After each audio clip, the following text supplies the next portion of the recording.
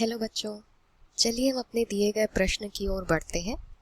प्रश्न पूछा जा रहा है कि जैव पदार्थों को जहां उनकी उत्पत्ति हुई थी वहां के निवासियों को भुगतान किए बिना गैर कानूनी तथा नियम विरुद्ध विकसित करना क्या है। हमारे समक्ष 4 विकल्प हैं। पहला विकल्प है जैव युद्ध, दूसरा जैव तकनीकी, तीसरा बायो पेटेंट और चौथा बायो पायरेसी। अब जैव युद्ध तो एक प्रकार का युद्ध है जिसमें जैव पदार्थों के उपयोग से युद्ध किया जाता है। जैव तकनीक तो एक प्रकार की तकनीक है। बायो पेटेंट में नियम विरोध तो कुछ होता नहीं है, कि गैर कानूनी प्रक्रिया ही नहीं है। तो इस प्रकार से हमारा सही विकल्प है बायो पायरेसी।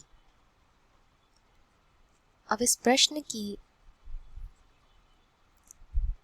मुख्य अवधारणा अर्थात बायो पायरेसी को समझने का कार्य करते हैं।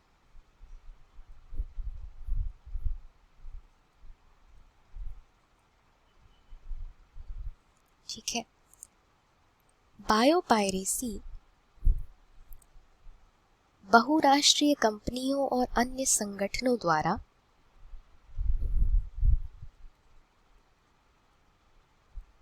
जैव संसाधनों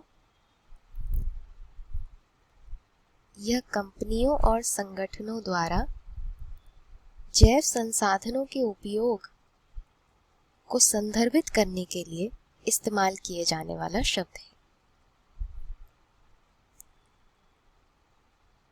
जिसमें बिना प्रतिपूरक भुगतान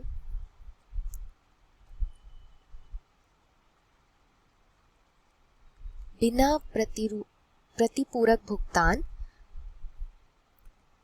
के देशों और संबंधित लोगों से उचित प्राधिकरण के बिना हम जब इस भुगतान के बिना और गैर कानूनी माध्यम से नियम विरुद्ध विकसित करते हैं, जब इसी प्रक्रिया को हम बायो पायरेसी का नाम देते हैं।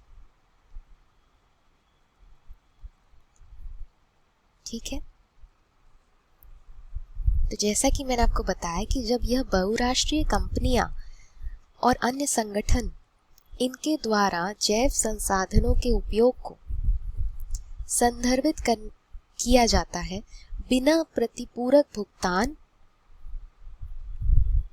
और बिना प्रतिपूरक भुगतान के उस जगह के संबंधित लोगों से उचित प्राधिकरण के बिना,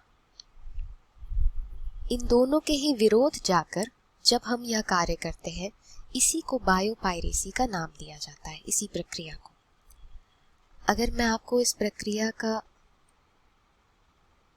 कोई एक उदाहरण दूं, उदाहरण के तौर पे आप समझ सकते हैं, अगर जंगली पौधों को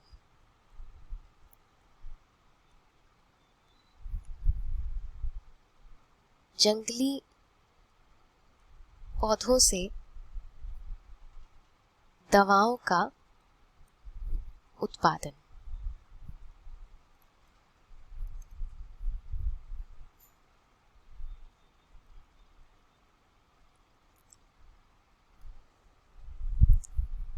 अब ग्रामीण और स्वदेशी लोगों में जो आवश्यक घटक है वो क्या है? उनमें आता है आवास, प्रजाति, जैव विविधता का संरक्षण, यह सब शामिल है। अगर किसी भी प्रकार के जैव पदार्थ, और वो भी जहां उनकी उत्पत्ति हुई थी, वहीं के निवासियों को बिना भुगतान दिए गैर कानूनी माध्यम से और उन लोगों के उचित प्राधिकरण के बिना अगर हम उन पदार्थों का उत्पादन करें, उन पदार्थों का उत्पादन करें तो यह प्रक्रिया को बायोपायरेसी का नाम दिया जाता है। इसी के साथ बच्चों, हमारे इस प्रश्न का सही उत्तर है विकल्प चौथा, अर्थात बायोपायरेसी। मैं आशा करती हूँ कि आपको यह समझ आया होगा। धन्यवाद।